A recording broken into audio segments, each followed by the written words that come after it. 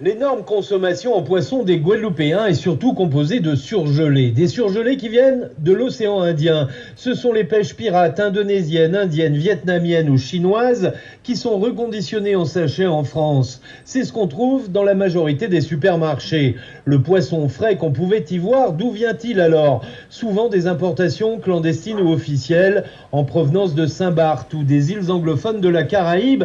Des importations aujourd'hui interdites. Des trafics organisés car les eaux guadeloupéennes ne contiennent presque plus de poissons. Le poisson de roche est contaminé au chlordécone quand il est là et les bateaux de pêche, ces barques à deux moteurs, ne sont plus adaptés pour aller pêcher le thon au large.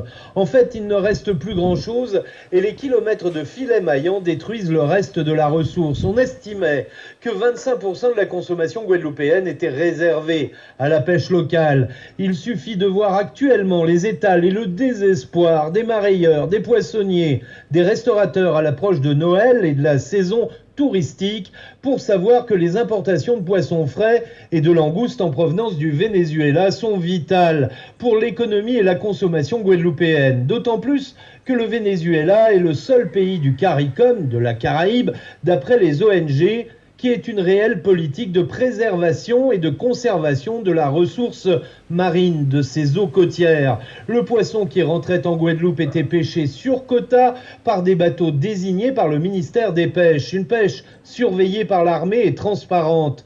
Une dizaine de professionnels de la pêche a bloqué l'importation ici à Rivière-Sens, mais en fait le cordon ombilical avec le Venezuela devra se remettre en place, comme en Martinique où les bateaux vénézuéliens débarquent la majorité du poisson frais consommé dans l'île. À Basse-Terre, Ronan Poney, Guadeloupe la première.